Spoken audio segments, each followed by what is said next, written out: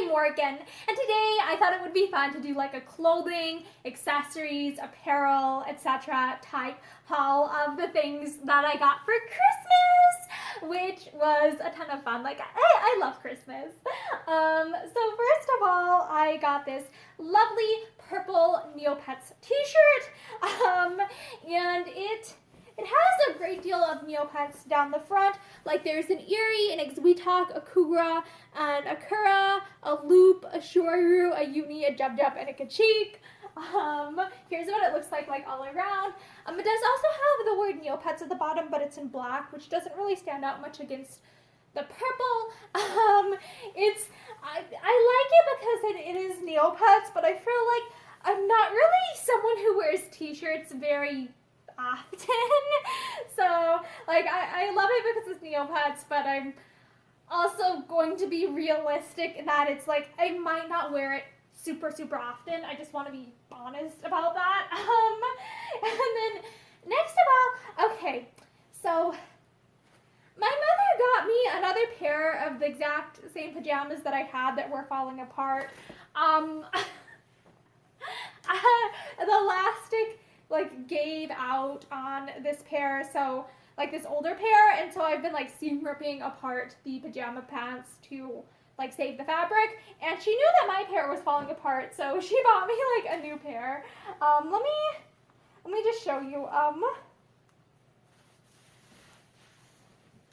Here, thankfully the elastic still works on this pair, but I do have concerns about the fact that that my mother got these, because I'm like, I know that this particular type of pajamas is probably it's probably a few years old, and so I'm concerned about like how long is the elastic in these going to last, like or is the waistband going to be giving out in not too terribly long. Like, I don't know, that's my main concern, like, because I know that like elastic tends to be a weak point in garments, and it is a bright proper nightmare to replace an elastic waistband. Like I don't find it convenient to do that. Like, I do think these are cute. I do think these are very, very cute pajamas, and I think it was very thoughtful of her. But again, I am just a little bit concerned about like how many washes are these going to last before the elastic gives out. But I do think it's very cute. It needs a wash. It needs more washing. Like, it has, it smells. It smells like cologne. Oh my, that is one thing that is a pain about any time clothing is like secondhand. Sometimes it'll have like perfumey, cologne-y smells, or else like I don't know how else to describe it. It smells like it's very, it's awful. It's like a smell, and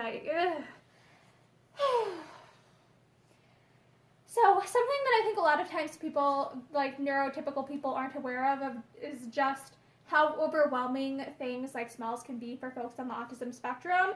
And like I can't be around that thing until it's like not smelly. Like it fills me like with a visceral, like it hurts my brain to be around it. Like, I know I'm gonna get sensory overload if I smell that anymore. Sorry. I'm trying to be upfront and honest, and I do feel like sometimes sensory overload is something that it's very, like, it's not fun to be on camera when like, how do I put this? Like, when I'm confronted with things that are like foul smell, it's like I have a visceral, uncontrollable reaction to that. And so it can be like not fun when I happen to be on camera doing that, because it's like, what, like, I don't know, it's like I don't really want that part of my life to be captured and shown with the world, like shown to the world. But this, at the same time, I think it's really important for like autism acceptance to show what life really is like for those of us on the spectrum. It's like things like smells can be overwhelming. Things like certain like pitches of noise can be like really physically painful. So yeah, I want to be upfront and honest about that, but it is like, that's kind of an uncomfortable experience. I got some brown socks, which I like. These are cotton socks. They're like, they're not scratchy at all. I have another pair like this upstairs. I think my mother gave these to me in my stocking, but I like them. Like they're just very comfy socks. And then my mother also got me this beautiful white nightgown. I have like multiple others of the same nightgown. I typically seam rip out the tag at the neck. I love this style of nightgown because it's billowy, it's floopy, it's billowy. It's just, it's like wearing, like, I don't know, like wearing a very thin blanket. But I love it too because the sleeves like actually stay up when I hike them up, so like they don't drag in the sink when I wash my hands. And I love it. It's not at all confining. Like I have like free range of movement in it because the skirt's so long. It's like I can sit like crisscross applesauce if I want to. I can have my legs like hanging over the side of the chair. It's nice. It has pockets, but pockets aren't like the biggest selling point in the world to me. I know they are for some folks. And I love it. It's feminine. It's lightweight. It's flowy, it's comfortable, it's pretty. I love this style of nightgown. And I haven't been wearing this type as much because like my other ones, how do I put this? They get worn so much that they start to fall apart. And I, like, let me be real. I have a lot of things that it's like, oh, I need to fix this one little thing on it that aren't fixed yet. So, it's always a pain getting around to actually repairing things when they start to fall apart. My mother, or Santa, also got me these two little pairs of white slippers because I am slowly running out of slippers because again the toes wear out and stuff. Like the little part here that connects like the like fabric to the sole around the toe tends to wear out. So I'm really glad to have some more. I don't really think these are gonna work very well to try on over a pair of ballerina slippers, but here is what these look like. I like wearing slippers in the house. Like I hate the sensation of walking barefoot because there are like all these different textures that I have to feel all the time, and so I like slippers because it's one consistent texture like all the time. So I really I love slippers. I wear slippers like all the time. It's weird thinking about like how many of my preferences on clothing have to do with sensory needs. Like it's not something that I tend to consciously put a ton of thought into until it's like, oh, now I'm just like talking and it's like, huh, these, I guess a lot of the time it's like certain things it's like, okay, these are like, I find that I gravitate towards certain clothing items, but I don't necessarily think to put the words to, oh, this is because they're sensory friendly or whatever. And then I also got this Hello Kitty beret. I think, if I remember correctly, I think this was the one that I purchased on Black Friday, and then my mother just put it in the stocking. But it's Hello Kitty, like it's a white beret with Hello Kitty on the front. Oh my gosh, this looks, I don't think I'm wearing this right. Like how are berets supposed to be worn? Like, I guess like this, I don't know. Like I think it's cute. I think it's cute. I like how it's Hello Kitty. And I like Hello Kitty. Like I love cats. So I think it's cute. And then one of the last things that I was like just super excited about was it is a Barbie like plastic it's called a crossbody bag, but it's meant to look like a Barbie like box, like that you'd find a Barbie in it, and it's like it's plastic and it just looks so like it's so cool. It makes me think of like a Barbie like package container, etc. Like, so I saw this at Spirit Halloween like back in October, and I was like looking at it probably for like, okay, maybe not 5 minutes, but I was like looking at it. I kept going back to it being like, but then it was like it was expensive and I was like, maybe I'll hold off on it. But I didn't like, okay, but by the time my sister and I went back like on the, what was it, like when Spirit Halloween had their sale, like their end of season sale, like they were all sold out. All these were sold out, so I didn't get one. And I was just like, I was sad because I was like hoping to get one of these. And my sister is very, she is probably, I don't even know if I'd say like she's the most attentive person in the world, but maybe like She just knew that I was like looking at this being like, oh, I want this.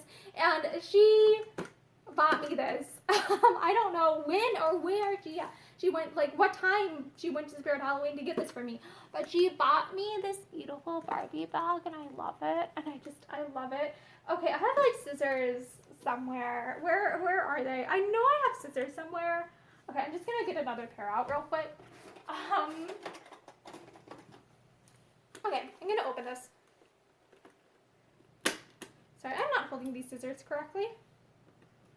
And scissor safety is important because I don't want to accidentally cut my finger off.